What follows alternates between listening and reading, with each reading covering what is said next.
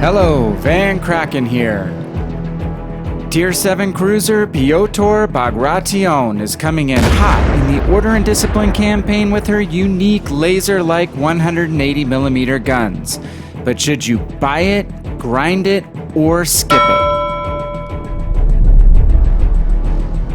Following all the fallout about the use of loot box mechanics on World of Warships PC and its increasing prevalence in Legends, here is our quick take on the choices and value offered by the 5-week Order and Discipline campaign starting on August 30th. First, you can buy the campaign outright to immediately access the appropriately named Endless Trials to push you 1,250 steel closer to the promised land called the USS Missouri. But it will cost you 27,250 doubloons or about $93 US to do so. For me personally, that price is just way too steep, and it should also depend on whether or not you are a fan of the current campaign ship's playstyle, which we'll get to very shortly.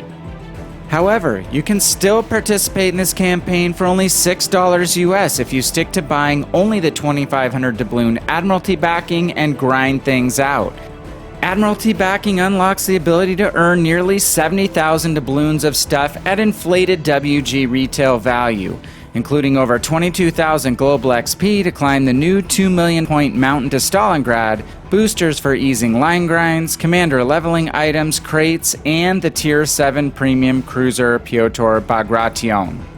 And it's worth pointing out that you only get about 16,000 doubloons worth of in-game items without investing some real money in the campaign. The free-to-play value gap just got a lot bigger than in past events, so WG is definitely encouraging you to spend that minimum amount of gold. But to be fair, since you know exactly how much you'll pay and what you'll receive for finishing the campaign, I still think this revenue model is fair. And for me, it's worth forking over the Admiralty backing cost of $6 if the reward ship is one you'll use now or grow into. And finally, as a quick bonus tip, WG keeps changing the rules of these campaigns each time, so make sure you stay on top of the missions each week during Order and Discipline, as you can't catch up at the end. And not all trials in each weekly set are concurrently completable like during the anniversary event. So now let's discuss the campaign ship and whether it will be a good fit into your port.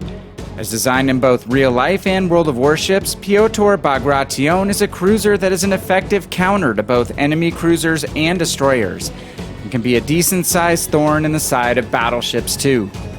From a pro's perspective, Pyotr's unique and comfortable main battery guns have laser-like shell arcs that make them very close to point and shoot. And her special AP rounds that we'll highlight in a minute are very good at eliminating enemy cruisers that dare show you broadside. She's got 9 of those 180mm or 7-inch barrels in a triple ABX super firing turret configuration, and 2 quintuple racks of serviceable but slow torpedoes that are best used for close quarters defense rather than risky offensive assaults. Her concealment features a pretty good base detection range, which can help her go dark and disappear when she gets focused down. And her anti-aircraft capability is actually above average, though she will not shred planes as effectively as some of the higher tier US Navy cruisers. With regard to cons, Pyotr's main battery guns have a slower rate of fire coupled with uninspiring HE shell performance that call for shooting AP rounds whenever possible, and her slowish turret traverse and somewhat limited firing angles make her guns less comfortable in close quarters too. From a survivability perspective, her agility is not her strong suit, making carefully planned turns essential to avoid showing broadside to battleships with reloaded guns. While her citadel is armored, it sits above the waterline and can give up some very painful high damage AP salvos to both battleships and American cruisers. Lastly, from a consumable standpoint, the Pyotr does not have access to surveillance radar or aircraft, which makes her less of a cap-centric destroyer hunter than Tier 7 peers like Ochakov or Chapayev. All told, the highlight of this ship is her main battery, which can perform very well from a second line distance that will help her survive longer into the match. But exactly how those guns get such an excellent grade isn't straightforward when looking at a core statistic like damage per minute. We compare Pyotr here to her same tier premium light cruiser cousins in Legends, and while they match up really well in base range, when you simply look at her damage output, it's easy to think her guns are very inferior to the 152mm rifles carried by the Kutuzov and Ochakov, mainly due to their lower rate of fire.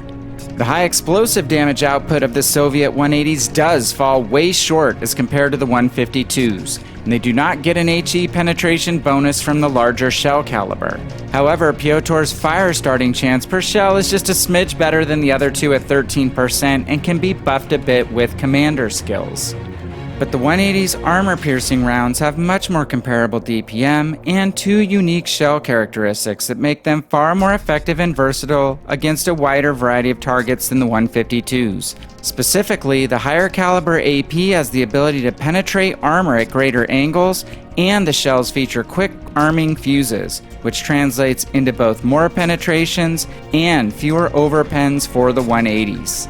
So in practical use, the AP damage output of Pyotr's guns is more reliable and deadly, making it important to choose the right rounds for the right job versus mainly spamming HE as you might in Ochakov or Kutuzov.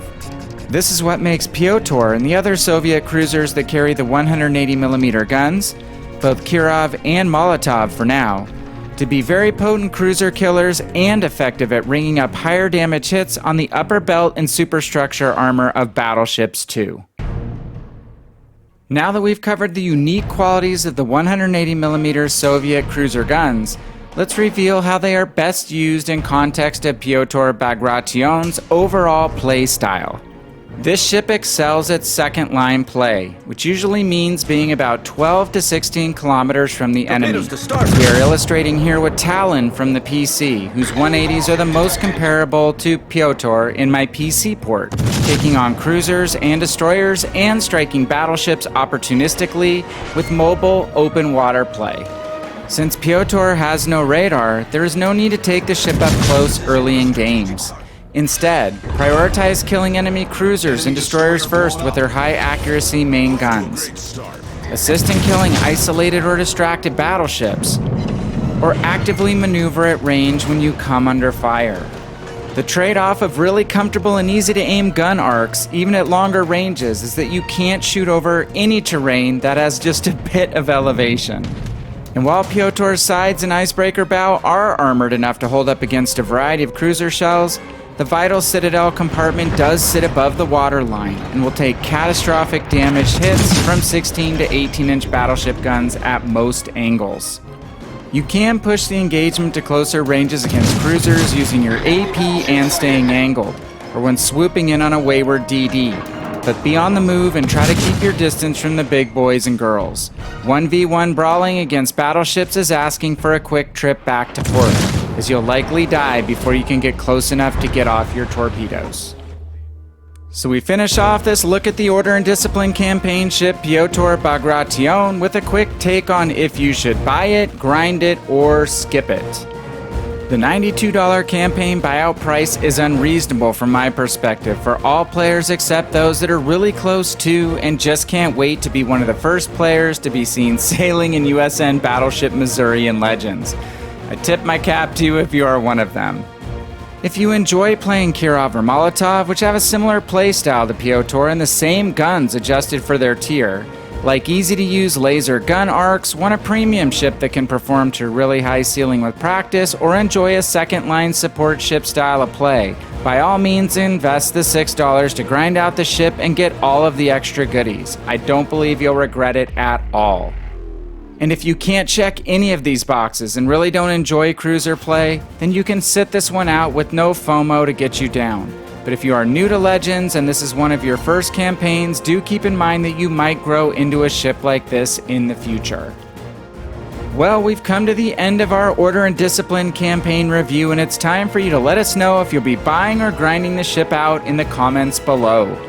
In the meantime, click on this cool video in the corner above to learn how to kill destroyers 1v1 in your cruisers, and don't forget to come back to check out our growing library of content here on YouTube, or join us for a live stream here on YouTube or on Twitch.